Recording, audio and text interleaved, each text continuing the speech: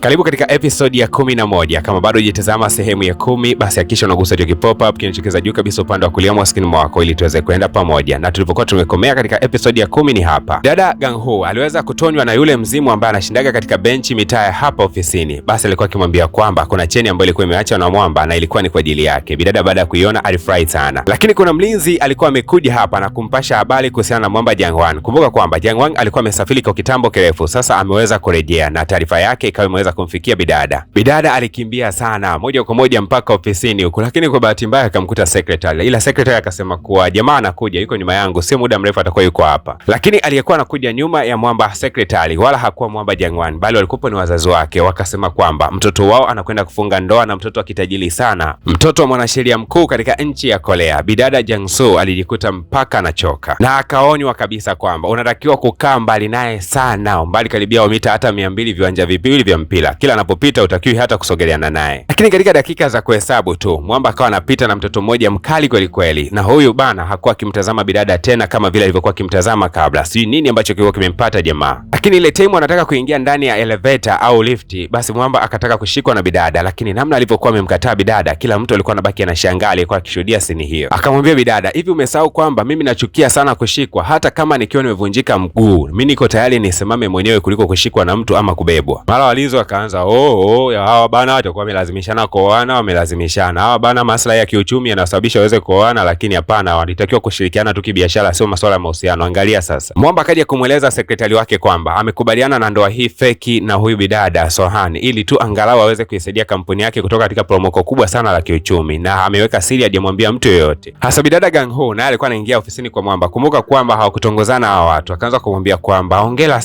sana, nasikia unakwenda kuoa siku za hivi karibuni, Mungu akubariki kweli kweli, mpate watoto, mkae dumu katika ndoa yenu. Lakini ukumbuke kwamba Mwamba alishaambiwaga na ule mzimu kwamba Bidada anampenda na mara nyingi sana alikuwa akimfuatilia, lakini jamaa akaamua kutumia huu kama udhaifu na kusema kwamba hivi unajua kwamba mimi wanawake nao wapenda sio type yako wewe. Lakini naye Bidada hakuwa mdhaifu hata kidogo, akamwambia jamaa kwamba hata mimi mwenyewe sipendi wanaume kama wewe, napenda wanaume ambao wako romantic, lakini wewe muda wote likatili una majibu mabaya, kwa mimi mwenyewe sikufagili hivyo hivyo. Katikati ya mjadala wao yakaibuka mabishano makubwa sana, yani wakajikuta wanafokeana kana kwamba kila mtu ana uchungu na ndoa ya mwenzake, ama na uchungu na mahusiano ya mwenzake, ama na uchungu na maisha ya mwenzake, yani kina mnafani hivi. Lakini huku bana katika kampuni kuna uvumi unaoendelea kwamba Bidada Gangsu ameweza kutumiwa na kutelekezwa na mkuu anaenda kuoa mtu ambaye anafanana naye hadhi za kimaisha, yani udada jamani ametumiwa vibaya. Bidada akiwa katikati ya dimbwi kubwa sana la mawazo, akaja rafiki yake mmoja anayefahamika kama Yerang. Huyu ni rafiki yake wa zamani kidogo, kipindi hicho anasoma, na huyu rafiki mtu akawa anamwalika Bidada katika show ambayo itakwenda kufanyika hivi karibuni, na akamwambia kuwa marafiki zetu wote wa zamani watakuwepo. Lakini bana kumbe huyu rafiki mtu alikuwa anataka kumwalika Bidada ili akamdhalilishe tu hali yake ya kiuchumi kwamba ni ya chini sana. Lakini Bidada alikuwa ameshtukia jambo hili, akasema kwamba wala situsita kuhudhuria katika hiyo sherehe, nitakuja kwa sababu mimi kudhalilishwa nishazoea na sasa hivi sijali kabisa. Hasa muda umekwenda bana. Ile ndoa feki kati ya Mwamba Jangwan na yule msichana ikawa ndio siku ya leo inaishia, na baada ya kula tu chakula hiki basi watakwenda kuachana. Mwamba akawa anasema kuwa mimi ni kama nalaana hivi, kutokea tu mapenzi yangu ya kwanza alipoweza kuisha, basi kila mapenzi nayoingia hayadumu kabisa. Bidada Gangsu kama alivyokuwa amealikwa katika party ambayo marafiki zake wa zamani aliweza kusoma nao shule watakuwepo, basi amefika tu ile anaketi akagundua kwamba kuna mhudumu ambaye hapa alikuwa ni mzimu, akashangaa sana. Lakini kila mmoja alihudhuria katika hii sherehe akasema kwamba mbona Bidada ulikuwa na akili sana darasani, tuitegemea kwa wakati huu tungekuta hapa ni manager au mmiliki wa hoteli fulani, ila tunaambiwa kwamba eti unafanyaga usafi tu kwenye ile kampuni ambayo unafanyia. Bidada hakuwa na siri kabisa kwa marafiki zake, akawa anazungumzia maisha mazuri, namna ambavyo walikuwa wakiweza kuishi na huyu jamaa. Akasema kwamba tuliishi kwa upendo sana, kila mtu akawa anachekelea, lakini mwisho wa siku akasema nikuja kugundua kwamba anatakiwa kumuoa mwanamke mwingine. Basi wengine wakaanza kusema pole, lakini wengine walikuwa wanachekea kwa ndani. Na Bidada alipomaliza kuiongea hayo akainamisha kichwa chake, akaanza kutilika na machozi, akasema ila nilimpenda yule kaka. Kumbe bana anaongea hayo maneno yote Mwamba Gangwan alikuwa yuko nyuma yake, akamshika kichwani na kusema kuwa nimeweza kuvunja mahusiano ya kwanza, kwa nitatangaza mahusiano yangu mpya. Akamshika Bidada mkono kisha akamnyenyua na kusema kwamba naomba kila mtu kwa bili yake nitakwenda kumlipia kuanzia sasa hivi ninapoondoka na hani wangu ama kipenzi changu. Kila mtu alibaki anashangaa tu yani. Na Mwamba baada ya kumtoa nje Bidada akaanza kumwambia ukweli kwamba mimi nakupenda na nilikuwa nikikupenda, nahitaji tu wapenzi kuanzia sasa hivi. Lakini Bidada ikawa ni ngumu kumwamini jamaa. Hivyo unaletea masiara, si ndio? Yaani umeoa sasa hivi, alafu sasa hivi tu eti unakuja kuniambia kwamba unanipenda mimi. Siwezi nikadate na mtu ambaye ameshaoa. Kamfungukia wazi kwamba mimi sikuwa nimefunga ndoa, ilikuwa ni fake ndoa kwa sababu nilikuwa nataka tu kutimiza malengo fulani vya kibiashara. Lakini ukweli ni kwamba mimi nakupenda wewe. Akamvuta Bidada asiwe na maneno mengi akamkumbatia. Basi Bidada hakuwa na namna yoyote ile zaidi ya kumsikiliza jamaa. Lakini jioni ilipofika, Bidada Gangsu Gangsu akiwa yuko na dada yake akiwa anatembea mitano, aliweza kumuona mwanamke mmoja ambaye alikuwa anatangaza hizi flyer na kusema kwamba mtoto wake ameweza kupotea, tafadhali atakayemuona mtoto wake aweze kumripoti. Lakini bidada Gangsu anaona kabisa kwamba kuna mzimu wa mtoto pale. Kwa hiyo mama anamtafuta mtoto wake pasipo kujua kwamba mtoto wake alishakufa kitambo. Alitamani kwenda kumwambia kwamba mtoto wake alikufa, lakini akanajikuta anapata kigugumizi. Lakini bidada Gangsu akaweza kuona kwamba yule mwanamke alikuwa anakamatwa na kuondolewa pale kwa sababu alikuwa akipiga sana makelele, lakini huku yule mtoto akazidi kukimbia. Ikabidi bidada aanze kumfuata huyu mtoto, ana wapi anakoelekea, na bidada akafanikiwa kukuta huyu mzimu. Akauliza nini ambacho kilikuwa kimetokea, lakini kabla hata huyu mtoto hajaanza kumuelezea, ghafla tu kuna gari moja ilisimama mbele yao, na jamaa akawa anamuuliza bidada, nini ambacho unafanya hapo barabarani? Huu mzimu ulipoweza tu kumuona huyu jamaa, haraka sana ukawa umeweza kupotea. Inaonekana huu mzimu aidha una uadui ama kuna tukio limewahi kutokea linalohusiana na huyu jamaa. Bidada Ganghu akasema kuwa hujawahi kupata ajali katika maeneo haya na kusababisha kifo cha mtoto yoyote? Jamaa akasema hapana, sijawahi. Lakini alipokuwa akimtazama bidada akagundua kuwa alikuwa ana picha ya mtoto mmoja hivi wa kiume ambaye yeye mwenyewe aliwahi kusababisha ajali juu yake. Na Mwamba anakumbuka tukio vizuri, siku ambayo aliweza kupata ajali na kumgonga huyu mtoto, basi ilikuwa ni siku ngumu sana kwake. Lakini jamaa hakupiga simu polisi wala hakumpeleka hospitalini mtoto huyu, bali alimbeba na kumweka katika buti. Hasa kila akifikiria juu ya bidada anahisi kwamba isije kawa huyu ndo alikuwa shuhuda wa lile tukio, hii itakuwa ni hatari zaidi kwangu. Lakini bidada akaendelea bado tu kumshangaa huyu mama aliyekuwa akitangaza hizi flyer na kusema kwamba amepotelewa na mtoto wake, anahitaji mtoto wake aweze kupatikanika. Ikabidi moja kwa moja kufuata huyu mzimu na kuuliza wapi ambapo mwili wako ulipo. Lakini bwana mdogo akasema kuwa kabla ya kufa nilikuwa katika sehemu yenye baridi sana, pweke, siokuwa na watu, sehemu iliyoweza kutengwa. Kiufupi ni kwamba hapo ndipo nilipoweza kupoteza maisha. Akamchukua mwana mama moja kwa moja akawa anampeleka eneo la tukio. Basi bwana mdogo akaonesha katika buti ya gari fulani hivi, lakini Mwamba naye ndo akawa anaingia. Akasema okay, nakukumbuka wewe, si ndio yule wa jana Hasa hapa umekuja kufanya nini rafiki yangu? Sababu naona jana umezungumzia masuala ya ajali sijui, hapo sasa hivi naona unakuja